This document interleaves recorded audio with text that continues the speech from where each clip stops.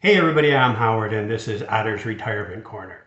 So before I start today's video, I want to ask a quick question. Let me know your answer in the comments. I've had many requests, both personally and in the comments, to expand the topics I talk about beyond retirement.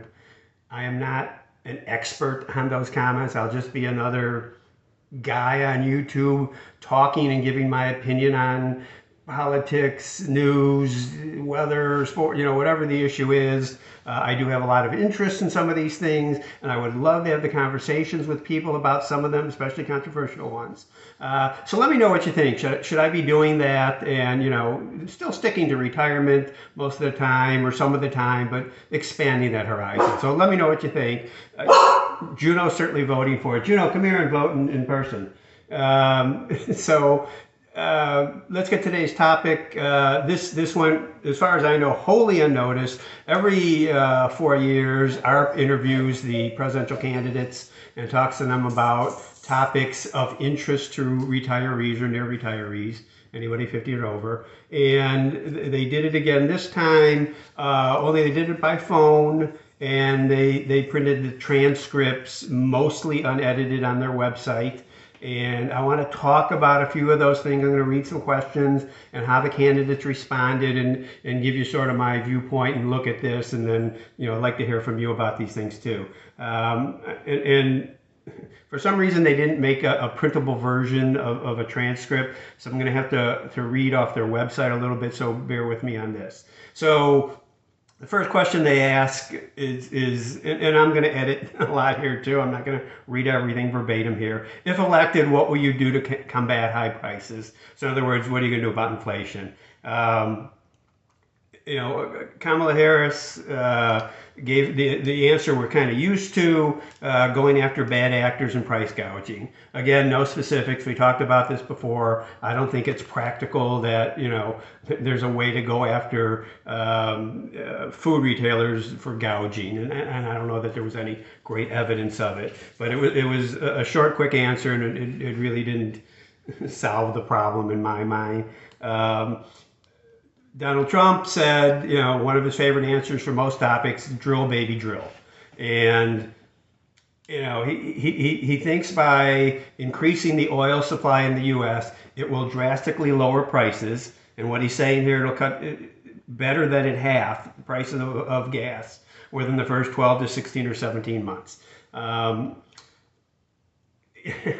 don't, again, I've talked about this before. I don't know how that happens. I don't know how that they can increase oil production so much that OPEC somehow loses control of pricing. And make no mistake about it, and the people argue with me about this, and they have in the past, OPEC controls world prices of oil. We produce more oil than any other country in the world. We produce more oil this year than we did last year. It's a record high. Last year was a record high for our country. But we don't control oil prices because it still pales in comparison to what all the OPEC oil countries combined produce. They control the prices. Trump hasn't said how he would do this. There's like 9,000 federal leases open to oil companies now that they don't use. He's mainly talking about an oil rich area of Alaska, which would be incredibly expensive to tap because of the weather conditions, and the environmentalists are kind of opposed to that now. So I don't know how that would happen, even if he got an okay to drill there, how oil companies would do that and how it would bring down prices substantially in any way. All right, so next topic is Social Security. If elected, how will you protect Social Security for the future? And Trump's answer is, and I'm reading them in the order that they gave him here, he'll protect it with growth. That's all. The only thing I could kind of guess from that is it means more people working, more people earning money, more people making more money. So their taxes will be, what they pay in Social Security taxes to the program will be higher. But there's no organization who's figured out any way that really helps Social Security in the future with the trust fund going broke in 9 or 10 years. So I don't really know how that answers anything. It was a very short answer, but just growth. Here it says the way we're going to deal with it and make sure the resources and therefore the benefits and Social Security program for seniors is by making billionaires and big corporations pay their fair share in taxes. Now, I've talked about this a little bit before. If you raise the income threshold where Social Security taxes normally cut off, I think it's 168,600 right now. People making more will pay more in taxes. Now, the only way that benefits the program is if you don't also increase their benefits. So what would be happening is the wealthier, the higher earners would be supplementing the lower earners. Is it fair when you say make the rich pay their fair share? No, and I reviewed this almost a year ago. It would happen and it would help, but in no way is it fair to make someone pay, say, an extra $50,000 a year and get zero benefit out of it. They, in essence, would just be paying the benefits for other people. So that's their solution. It could work partially. I don't think it would fully fill in the gap, but it's viable. Don't think it would ever get passed, but it's viable. All right. So now they're talking about if elected, how will you support family caregivers, many of whom are juggling work and family? So they're talking about the difficulty of older people who are home and need home health care. Harris has an interesting plan. She didn't talk about it here. She said better hospital discharge process. I don't know what that means. But she subsequently came up with a plan that would have Medicare pay for it. So instead of going to a retirement community where there's memory care and assisted living, you would stay at home and you would bring in a home health care worker who would then be covered by Medicare. It would cost a fortune. No idea how that would ever get paid for. No idea how that would ever get passed. No idea where we'd come up with those caregivers. So it's an interesting plan. It would be a nice plan, but I don't know that it's practical. Trump says, it's kind of garbled here. He's just talking about people and how wonderful they are and they take care of our loved ones. We're going to do something to help them out financially, and we have various plans coming in. So it's the old, in 2 weeks I'll get back to you. So there was no real plan there. All right, if elected, what steps will you take to help American workers save for retirement? Trump's answer here is first. He complains about conditions, and so there really was no answer here. Just about how other people have destroyed retirement savings. I wish I can grab on something here and tell you, but there really isn't anything there. And it starts. Harris says it starts with making sure we protect Social Security. That's about it. I'm sorry. This is what our candidates are proposing. America pays some of the highest prescription drug prices. If elected, what will you do to bring prices down? Harris wants to have Medicare be able to negotiate prices. This is nothing new. That would certainly work. It's baffling to me why this doesn't happen. So, go for it. I think this is something that would have bipartisan support and something that could be done. Big Pharma would pay the penalty for it, but who cares?